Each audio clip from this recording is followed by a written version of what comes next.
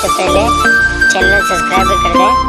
और वीडियो को लाइक करें और आगे से आगे शेयर